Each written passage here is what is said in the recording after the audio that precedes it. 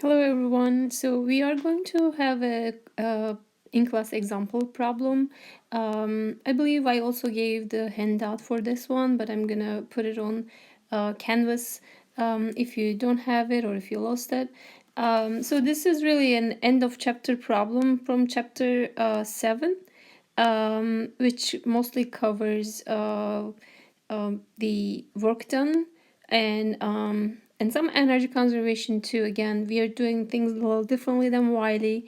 So I do use energy conservation, but and we're gonna see how we're going to kind of modify our energy conservation equation. So it's a good problem, and to cover a variable force, work done by variable force, so we're going to see that. So the question is, the only force acting on a 2 kilogram body as it moves along a positive x-axis has an x component, which is negative 6x. So it's given in a function of x. And so x has a unit as well, because the x is in meters, and the value 6 also has a unit, so that the 6 times x is in newtons. Okay, so that is a force. So we know that it moves along the positive x direction, but we don't really know if the applied force has other components or not. We just don't know that the motion is along the x direction only. And the velocity at 3 meters is given as 8 meters per second, at 8 meters per second. And first part, they're asking for what the velocity of the body at 4 meters. And also it's asking for the position, but the positive value of x, for the velocity of 5 meters per second. So these are the given and the find. We are gonna make an assumption. The PDF format has all those in details. I'm just gonna quickly read through it. For the assumptions, first of all, because of the function that we see here, it is, yeah, so because of this function here, we see that the force is variable. Okay. And it only moves along the positive x direction. That means it is 1D motion, right? So on the assumption, you can also think about your energy conservation and kind of consider the assumptions for those. If any of the terms in the energy conservation are 0, then you can mention them in the assumption, so you don't have to worry about later. But either way is fine. I usually do it next to my equation. So I cross something out to 0 and then explain why. And I'm gonna write them later, but there's no heat added or removed, so I'm gonna cross Q0 later on.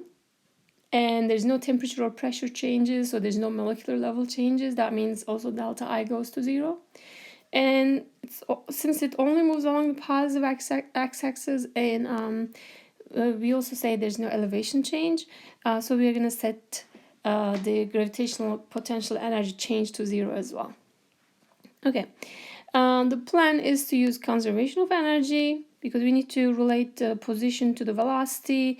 You cannot use constant acceleration equations because your force is not constant, and neither your acceleration. Okay, so that's very important. So the only option here is using energy conservation. And the work definition needs to be used as well, because in the energy conservation we have the work definition and we are dealing with a variable force. Okay, so for the estimations, if you look at they're giving us an example. So they say that x equal to 3 meters and the velocity is 8 meters per second. So what happens at x equals to 4 meters? Am I gonna have higher velocity or lower velocity than 8? Because of this negative, the force is negative, and it's kind of against, it should slow down, and that means I'm gonna get less than 8 meters at 4 meters. What about the position at 5 meters per second? Since 5 is less than 8, then x should be greater than 3. Okay, so those are the estimations that I can do.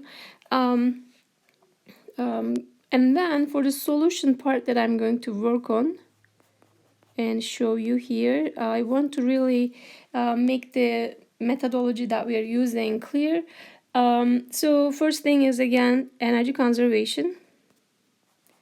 Delta K plus delta U plus delta I equals to work done plus Q. And again, thinking about simplifying this and which ones are zero, let's consider them. Keeping the delta K because there's velocity, and I need to find velocity for part A as well. Delta U, if there is a change in elevation, then I'm gonna keep delta U. Okay, usually that's what I do, but we already talked about that. There is no elevation change, so I'm gonna say no change in elevation. Okay, what about delta I? I already mentioned this too. There is no temperature or pressure changes.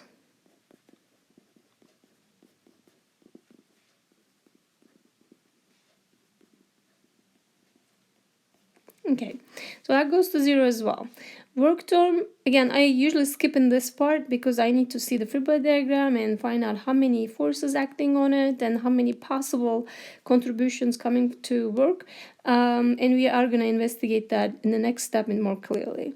Heat is also zero because there's no heat added or subtracted from the system. Okay, so again, please make a habit of writing these, okay, either in the assumption part or just like this, so that you can really understand the concept better. Okay, the next step is thinking about the work term. To be able to do that, I need to consider the free body diagram first. So there is the weight force, there is the normal force, and we know that if I say x is to the right, y is upward, the force given is negative, right? That means it has an x component pointing this direction, according to my coordinate system. There might be y component, z component. Again, maybe this is not a complete free body diagram, but it doesn't really matter because we know that the displacement is along the x direction only. So if for F, if there's any work done, only the x component does the work. Okay, so we are not really working on second law. We are working on the work, and we still need the free body diagram though. So that's the reason we drew that. And then I see three vectors. So I'm gonna write down all of them. There's work done by Fx, work done by the weight force, and work done by the normal force. Now I'm gonna again simplify this. Maybe some of them are zero. Let's check. Again, since the displacement is along x direction, Fx is going to do work. So I'm gonna keep that term and I'm gonna figure out what it is later. Weight force. Since again the motion is only along x direction, neither weight force or the normal force is going to do work. So these are zero, and the reason is angles between the force vectors and the displacement are 90 degrees for both. Okay, so both of them go to zero, and this is what we have. Next, we are going to put these together. So